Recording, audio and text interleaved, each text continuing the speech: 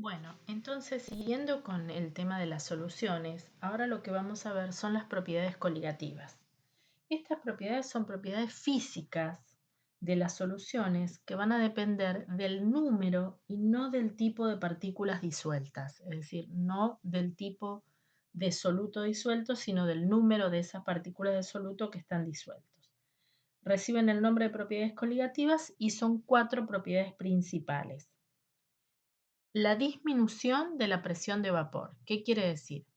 Que una solución va a tener una presión de vapor menor que la que tendría el solvente puro.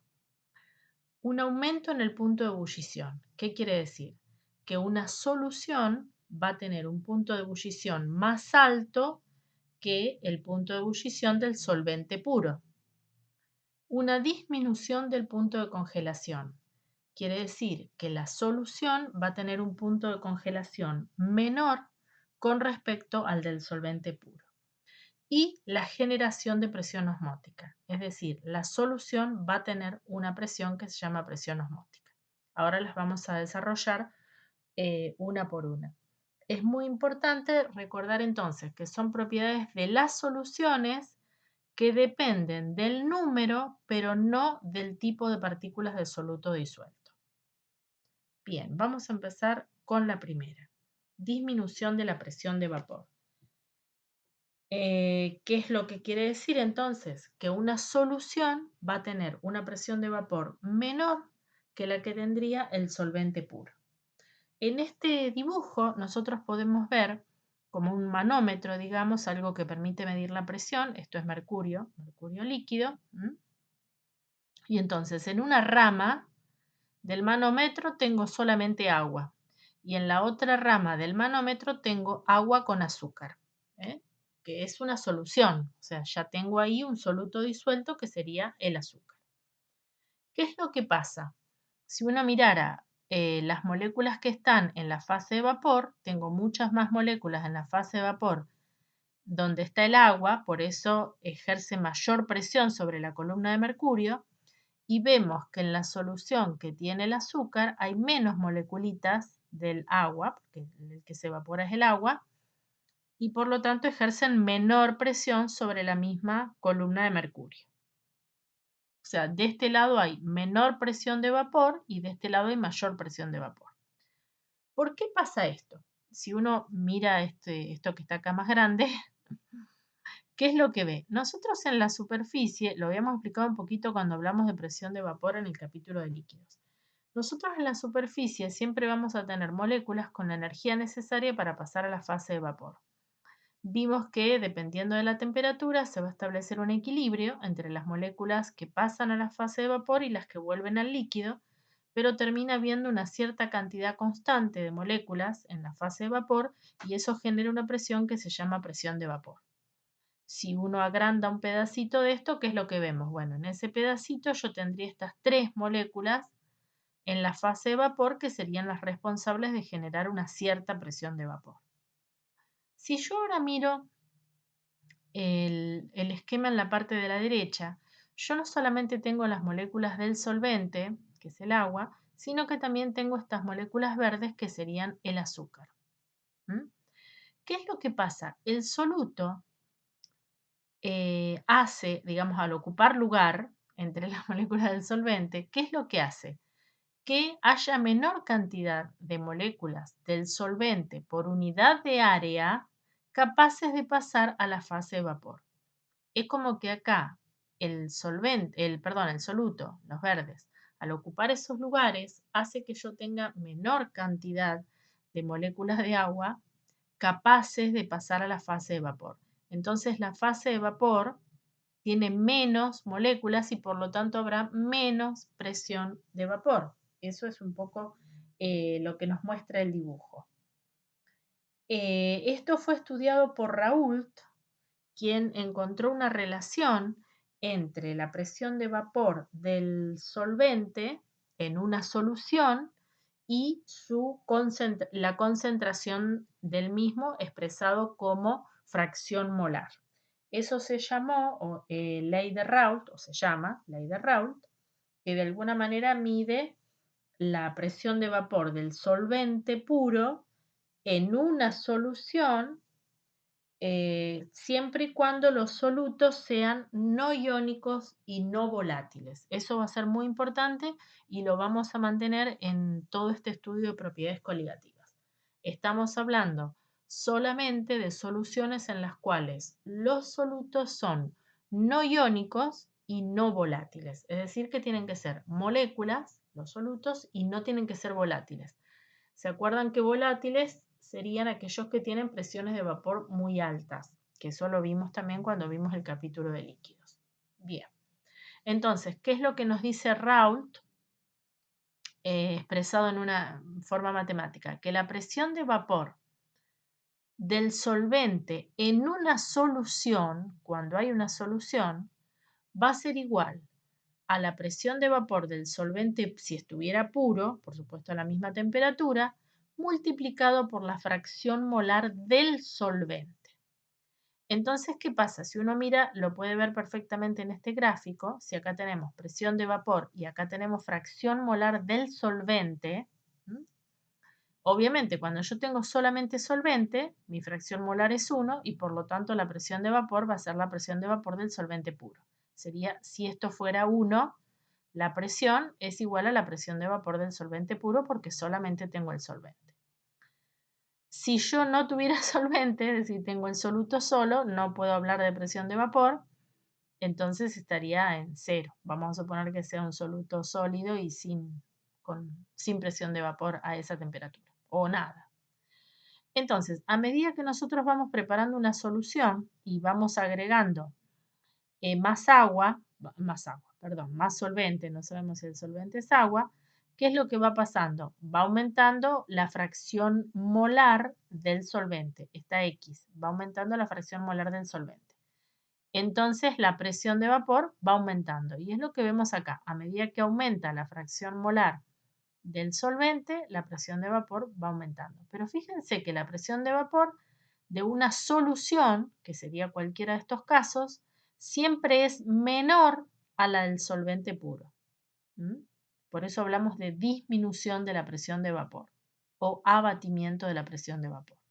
Bueno, este dibujo es similar a lo anterior, simplemente me muestra que si tengo el solvente puro tengo más moléculas en la fase de vapor que cuando tengo el solvente y el soluto. Como que el soluto molesta, digamos, en estos lugares y entonces impide que más moléculas pasen a la fase de vapor. Volviendo entonces a la ley de Raoult, nosotros podemos decir que la presión de vapor en la solución, que obviamente va a estar generada por el solvente, va a ser igual a la fracción molar del solvente por la presión de vapor la presión de vapor del solvente puro. Este cerito de acá significa solvente puro. Si nosotros habláramos de variación de la presión de vapor, en este caso disminución de la presión de vapor, que es la propiedad que estamos evaluando, diríamos que ese delta en la presión de vapor es igual a la presión de vapor del solvente puro menos la presión de vapor en la solución. Nosotros ya dijimos que la presión de vapor de la solución, que es lo que nos dice Raoult, es igual a la fracción molar del solvente por la presión de vapor del solvente puro. Por lo tanto, acá eso lo podemos reemplazar por la ley de Raoult. Entonces me queda ¿qué cosa? Que la disminución de la presión de vapor es igual a la presión de vapor del solvente puro menos, entre paréntesis entonces pongo lo que reemplacé, que es fracción molar del solvente por presión de vapor del solvente puro. Fíjense que acá, como aparece en ambos términos presión de vapor del solvente puro, puedo sacarlo como factor común. Entonces me queda que la disminución de la presión de vapor va a ser igual a la presión de vapor del solvente puro por 1 menos la fracción molar del solvente. Y resulta que 1 menos la fracción molar del solvente es igual a la fracción molar del soluto. Porque recordemos que fracción molar del solvente más fracción molar del soluto siempre es igual a 1. Por lo tanto, este término de acá, es igual a fracción molar del soluto. Por lo tanto, la disminución de la presión de vapor es igual a la fracción molar del soluto por la presión de vapor del solvente puro. Esto surge, por supuesto, de la ley de Raoult y me demuestra que la disminución de la presión de vapor, esta propiedad coligativa de la que estamos hablando, depende de la fracción molar del soluto. Lo que habíamos dicho al principio, dependen de la concentración de soluto que haya en la solución, siempre y cuando esto se cumple para lo que llamamos soluciones ideales, en las cuales también tenemos que decir que el soluto tiene que ser no iónico y no volátil.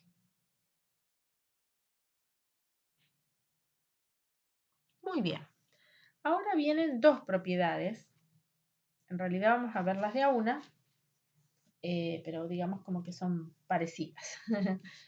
Una es el ascenso ebulloscópico y el otro es el descenso crioscópico. Ascenso ebulloscópico, ¿qué significa? Significa elevación del punto de ebullición.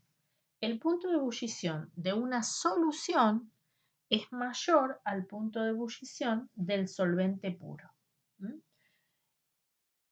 ¿Eso cómo se ve? Bueno, se puede observar, por ejemplo, en un diagrama de fases. Nosotros esto ya lo vimos en el capítulo anterior. Si nosotros tenemos el diagrama de fases para el solvente puro, que sería esta línea continua, tenemos sólido, líquido, vapor. ¿Qué pasa cuando hay un soluto disuelto? Este diagrama se modifica y aparece esta línea, que es la línea líquido-vapor, y esta línea paralela a la otra, que es la línea líquido-sólido. Si nosotros observamos ahora esta línea, ¿qué es lo que vamos a ver? Si uno se ubicara, por ejemplo, en la presión de una atmósfera, vería que el punto de ebullición aumentó, es más alto acá.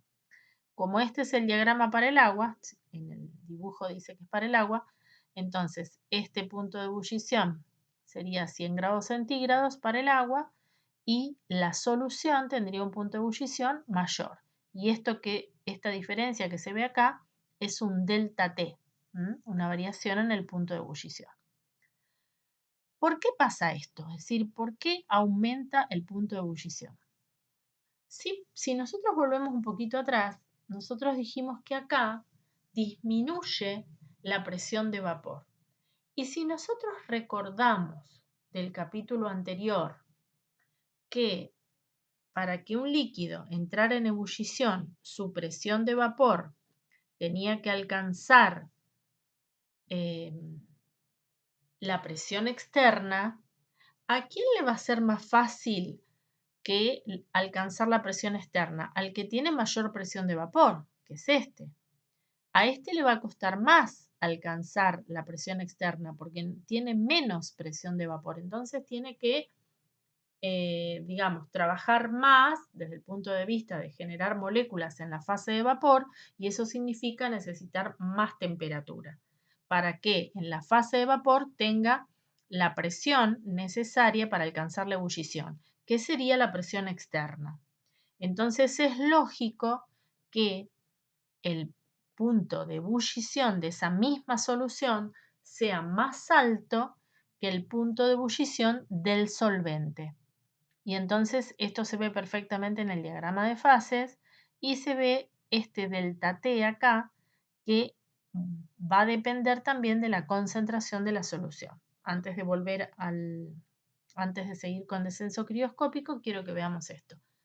Entonces está comprobado que esa variación en el punto de ebullición, delta TB lo llamamos, va a depender de una constante que es característica para cada solvente.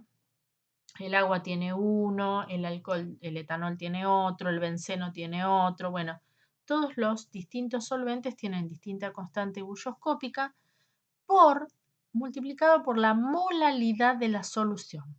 Vuelve a aparecer una concentración que de alguna manera me demuestra otra vez que esta propiedad coligativa depende de la concentración del soluto en la solución. No depende del tipo de soluto, no me dice quién es el soluto, pero sí me tiene que decir cuál es su concentración, que en este caso está expresado en forma de, la concentración está expresada como molalidad. ¿Qué pasa si nosotros ahora analizamos esta otra parte del gráfico? En esta otra parte del gráfico vamos a ver lo que se llama el descenso crioscópico. Dijimos que este es el diagrama de fases entonces para el agua pura. Y este diagrama sería para la solución. Si comparamos ahora los puntos de congelación para el agua o para la solución, bueno, en el caso del agua, acá lo tenemos, vamos a suponer que sería 0, si esto fuera agua, y para la solución va a ser un valor menor a 0. Y acá se genera un delta T, que en algunos libros aparece como delta TF por fusión y en otros aparece como delta TC de congelación. Entonces es lo mismo y van a ver que nosotros en general usamos B para ebullición y C para congelación. Entonces uno dice, bueno, pero ¿por qué pasa esto? ¿Por qué le cuesta también más congelarse al líquido? Le cuesta más que si estuviera el solvente puro. Porque nosotros tenemos que imaginarnos entonces que en la solución nosotros tenemos, vamos a volver a un dibujito que vimos recién, nosotros en la solución tenemos las moléculas del soluto. ¿Sí? En vez de estar el solvente puro, que cuando bajamos la temperatura estas moléculas se juntan mucho más. Recuerden que cuando bajamos la temperatura se mueven menos porque tienen mucha menos velocidad, menos energía cinética, entonces las fuerzas entre ellas empiezan a ser más fuertes y se mantienen juntas más tiempo y entonces se aprietan y se congelan. Ese es el proceso de cambio de fase. Pero ¿qué pasa acá? Acá nosotros tenemos estas moléculas del soluto que están molestando. Entonces las moléculas del solvente están un poco más lejos. Entonces, para lograr realmente que haya una interacción importante entre ellas como para que se solidifiquen, tengo que bajar aún más la temperatura, lo que hace bajar aún más la energía cinética, lo que hace bajar aún más la velocidad de las moléculas y el hecho de que se muevan muy, muy lentamente hará que las interacciones entre las moléculas que estén cerca sean más importantes y se puedan congelar. Pero eso significa entonces que tengo que bajar más la temperatura. Por lo tanto, la temperatura de congelación de una solución siempre va a ser menor a la temperatura de congelación del solvente puro. Esto que se genera acá, este delta T sub C o delta T sub F, ¿de quién va a depender? Bueno, nuevamente va a depender de la concentración del soluto, expresado como molaridad. El delta T sub C, que es este descenso crioscópico, va a ser igual a una constante que es característica para cada solvente, esta constante crioscópica, está en tablas, uno busca ese valor dependiendo del solvente con el cual esté trabajando, y el M es la molalidad. Recuerden que molalidad es número de moles de soluto por kilo de solvente. Entonces, esto también nos permite ver que se relacionan estas propiedades con la concentración del soluto y no con el tipo de soluto. Recordemos que nosotros acá en nuestra materia y en este capítulo solo vamos a trabajar con solutos no iónicos y no volátiles. La próxima propiedad, bueno, ahí vemos un ejemplo muy lindo, muy fácil de hacer en la casa de uno. La próxima propiedad es presión osmótica. La ósmosis en realidad es un proceso importantísimo a nivel biológico y quizás ya lo han visto en biología, seguramente. Es un proceso espontáneo por el cual las moléculas del solvente pasan a través de una membrana semipermeable desde el solvente puro o desde una solución de muy baja concentración de soluto a una solución de alta concentración de soluto. Esa membrana semipermeable en el mundo biológico son las membranas celulares, son las paredes de las células. En este caso, entonces, fíjense en este ejemplo, nosotros acá tenemos una zanahoria media achicharrada, viejita, la colocamos en agua y entonces después de un tiempo ya está nuevamente con su turgencia natural como si estuviera fresca. ¿Qué es lo que estuvo pasando, digamos? La zanahoria, digamos, tiene una concentración de solutos alta. A medida que se va deshidratando, como esta, que uno la dejó ahí, que se deshidratara, pobre, sin protegerla, así sueltita en una caja, bueno, después de unos días se deshidrata y entonces la concentración de solutos que tiene es alta, porque digamos, todos los solutos que ella tenía se concentraron. Cuando uno lo coloca en agua, el agua siempre va a tender a pasar desde una solución menos concentrada a una más concentrada. Si es el solvente puro, bueno, el solvente puro va a tratar de meterse en esa solución concentrada que serían las células.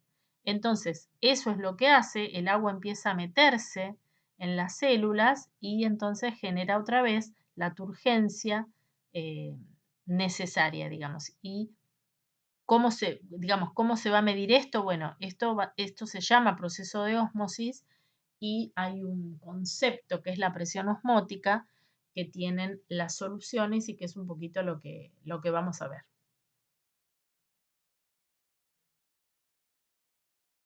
Hablamos de membranas semipermeables. Entonces, acá vamos a ver cómo sería, digamos, un experimento. Si nosotros tenemos dos sectores de un recipiente separados por una membrana semipermeable, la membrana semipermeable es algo que solamente va a dejar pasar a las moléculas del solvente. O sea, va a tener poros de un determinado tamaño que solo van a dejar pasar a las moléculas del solvente. Al comienzo, entonces, nosotros acá tenemos, fíjense, una solución diluida y acá tenemos una solución más concentrada. Se ve por el color nada más, porque esto es más azul. Bueno, entonces, ¿qué va a pasar después de un tiempo? Después de un tiempo, las moléculas del solvente intentan pasar para acá para tratar de diluir esta solución. ¿eh? Y también va a haber un pequeño número de moléculas del solvente que van a pasar para acá, pero mucho menor. Y va a llegar un momento en el cual eso se va a equilibrar. O sea, van a pasar una cierta cantidad de moléculas del solvente hacia acá. Cuando eso ocurre, este nivel de líquido va a aumentar, que es lo que vemos acá, hasta llegar a un equilibrio. ¿eh? Entonces, si uno pudiera mirar en chiquitito lo que está pasando acá, ¿qué es lo que vamos a ver? De este lado, esta es la membrana, ¿no? Y acá estaría la membrana. De este lado tengo el solvente puro, sin solutos. Y de este lado tengo una solución, donde tengo el solvente y también tengo las moléculas del soluto. Entonces, el solvente va a tratar de pasar y pasa en mayor cantidad para allá hasta alcanzar un equilibrio y detener, digamos, ese pasaje. En ese tiempo, digamos, ¿qué es lo que pasó? Aumentó, obviamente, el nivel de líquido acá. ¿Esto qué generó? Esto generó una presión.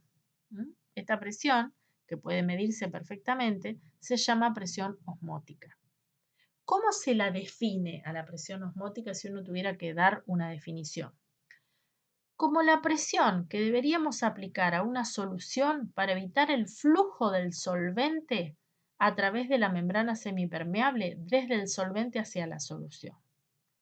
¿Cómo se interpreta esto? Quiere decir que sería la presión que yo tendría que aplicar acá arriba, ¿sí? Para impedir que esto ocurra, para impedir que el solvente pase para acá y me genere este nivel de líquido acá. Para impedir eso, yo tendría que aplicar acá una presión. Bueno, esa presión es la presión osmótica. Nuevamente, por supuesto, va a depender de la concentración que tenga esta solución. ¿Quién tiene presión osmótica? Esta solución, que es la solución concentrada. Acá, si yo tengo solamente solvente, si tengo solvente puro, que es lo que estoy viendo acá, evidentemente no tengo presión osmótica. Solo va a haber presión osmótica en una solución, en algo que tenga solutos. Entonces, ¿de quién depende? Bueno, nuevamente vamos a ver que depende de la concentración de soluto. La presión osmótica se indica con la letra griega pi. Y fíjense que tiene una fórmula muy similar a la ecuación general de los gases, donde podemos decir que esta presión por el volumen es igual a N por R por T. Cuando yo despejo pi, que es presión osmótica, me queda N por R por T sobre B. Si yo mirara N sobre B es moles sobre volumen. Perfecto, eso lo voy a llamar molaridad. Esta es la concentración expresada como molaridad de soluto en esa solución. Entonces, en definitiva voy a decir que la presión osmótica de una solución es igual a la molaridad de la solución, recuerden que molaridad se escribe con M mayúscula, por R, la constante universal de los gases, la misma que usamos en el capítulo de gases, y por T, que también se tiene que usar en temperatura en Kelvin. Por eso es un dato que siempre voy a tener que tener presente para hablar de presión osmótica. Acá vamos a ver un ejemplo que es muy interesante y con muchas aplicaciones y que tiene que ver con esto que estábamos diciendo de qué es lo que le pasa a una célula. Nosotros acá, en este caso, en el caso A, vamos a identificar primero las moléculas. Las rojitas son las moléculas de agua y las grisecitas son las moléculas del soluto. Entonces yo tengo una célula, ¿verdad? Esta célula tiene soluto y solvente en su interior. O sea, tiene una cierta concentración de solutos en su interior y obviamente tiene agua. Afuera, en los espacios extracelulares, ¿qué hay? Y también hay agua y también hay otros solutos. Si las dos concentraciones son iguales, tanto adentro como afuera de solutos, ¿qué es lo que pasa? Si bien esta membrana es una membrana semipermeable, así como salen moléculas del solvente, también entran. Fíjense que las rojitas son las de agua. Entonces, como para graficarlo fácilmente, ¿qué es lo que vemos? Hay dos moléculas que salen, pero también hay dos moléculas que entran. Quiere decir que hay un equilibrio entre las dos concentraciones adentro y afuera de la célula. ¿Bien? ¿Qué pasa si en este caso nosotros tenemos afuera de la célula, afuera, mucha más cantidad de agua? Fíjense que tengo muchas más moléculas de agua afuera que adentro. Y adentro tengo muchas más moléculas de soluto que de agua. Entonces, como esto es una membrana semipermeable, hay una diferencia de concentración muy importante entre el interior y el exterior de concentración de solutos, ¿no? Y entonces el agua va a intentar entrar, de hecho entra en la célula. Y fíjense lo que le pasa a la célula. Se hincha, se empieza a hinchar por todo el agua que entra.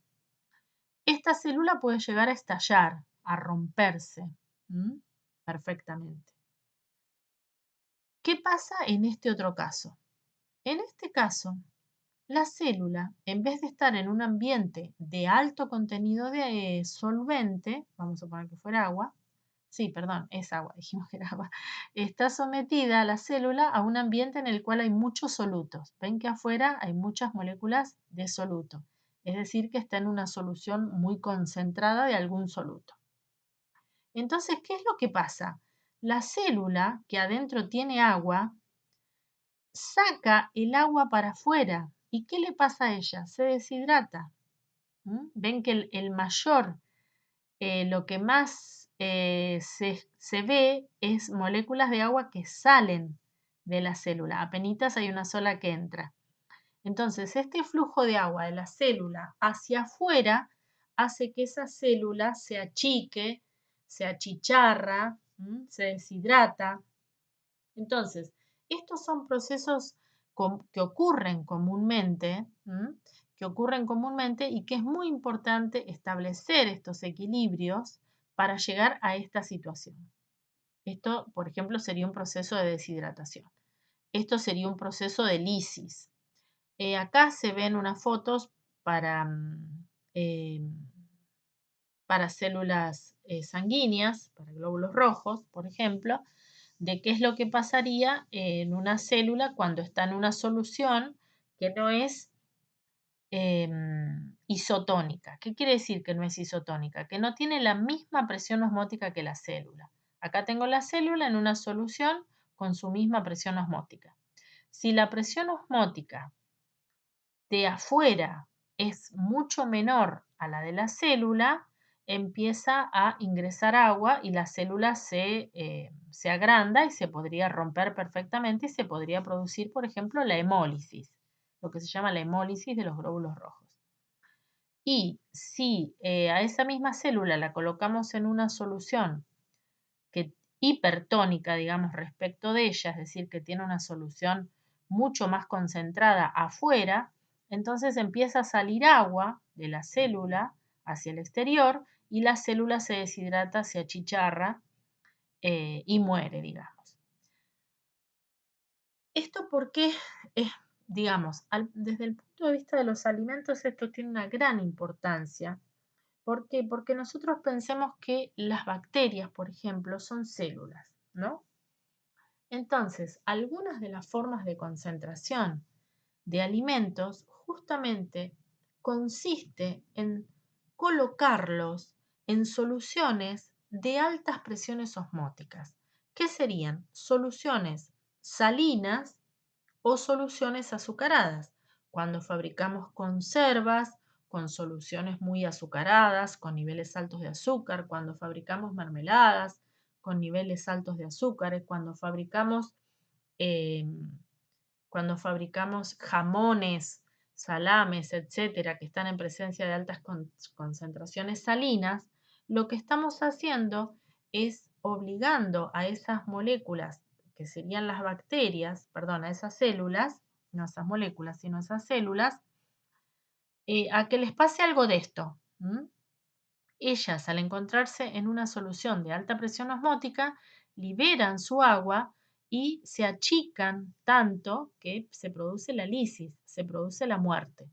Esto es lo que pasa cuando nosotros conservamos alimentos en soluciones muy azucaradas o en soluciones salinas, que también se utilizan, por ejemplo, para deshidratar, justamente. Si uno quiere deshidratar unas frutas, bueno, una forma es dejarlas en soluciones azucaradas y se van deshidratando y digamos decimos que se va produciendo una osmodeshidratación. Lo mismo pasa cuando uno coloca, por ejemplo, un jamón en sal. Se produce una osmodeshidratación, porque lo que estamos haciendo es colocar el, nuestra solución, que sería el alimento, en una solución más concentrada de algún otro soluto y se produce entonces ese pasaje del solvente a través de la membrana semipermeable. ¿eh? Se pueden calcular, por supuesto, las presiones osmóticas y trabajar de manera que, digamos, que haya un delta importante si uno quiere lograr algo como esto. Esto a nivel de la sangre es muy importante, por ejemplo, cuando se inyectan medicamentos por vía sanguínea, es muy importante que las soluciones sean isotónicas. ¿Qué quiere decir? Que tengan la misma presión osmótica que la sangre. Cualquier inyectable tiene que tener una presión osmótica igual a la de la sangre. De lo contrario, podría pasar algo de esto o algo de esto. Muy bien. Este caso, este ejemplo, es muy importante mencionarlo. Es un proceso que se llama ósmosis inversa, que se utiliza con muchas aplicaciones. Acá está explicado para la obtención de agua pura a partir, por ejemplo, de agua de mar, que es algo que se utiliza, por ejemplo, en los barcos, en los transatlánticos. Se utiliza este proceso para obtener agua pura a partir del agua del mar. ¿En qué consiste? Así como vimos, nosotros tenemos dos recipientes separados por una membrana semipermeable. De este lado nosotros tenemos el agua de mar y de este lado tengo agua pura, tengo una cierta cantidad de agua pura. Naturalmente, ¿qué es lo que trataría de pasar por el proceso de ósmosis? El agua pura trataría de pasar para acá, porque es lo que dijimos. En el proceso de ósmosis, el solvente se mueve desde la solución menos concentrada a la solución más concentrada. ¿sí? Eso es lo que trataría de hacer.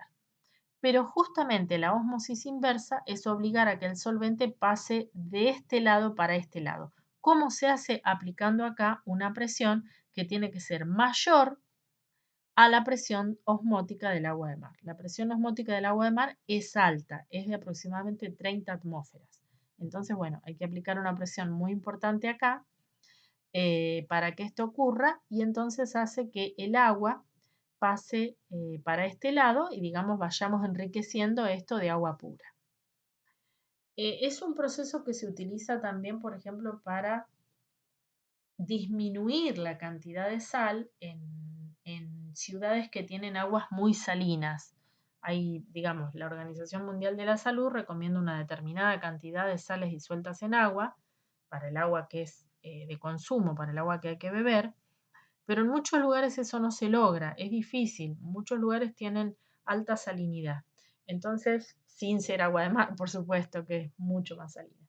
Entonces, una forma, por ejemplo, de purificarlas es por ósmosis inversa. Otra cosa otra aplicación muy importante que tiene, por ejemplo, en alimentos, es un proceso de concentración. Por ejemplo, se utiliza para concentrar jugos de frutas. ¿Eh? Eh, Obligar al solvente, es decir, obligar al agua a salir al salir del jugo, pasar a través de una membrana semipermeable y entonces el jugo se va concentrando en los solutos que tiene.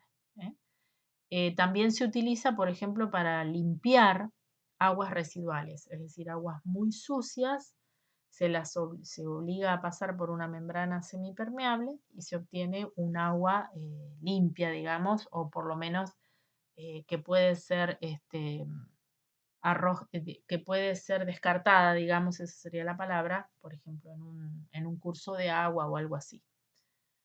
Bueno, tiene muchísimas aplicaciones la ósmosis inversa. Bien, entonces ahora lo que vamos a ver son unos ejemplos.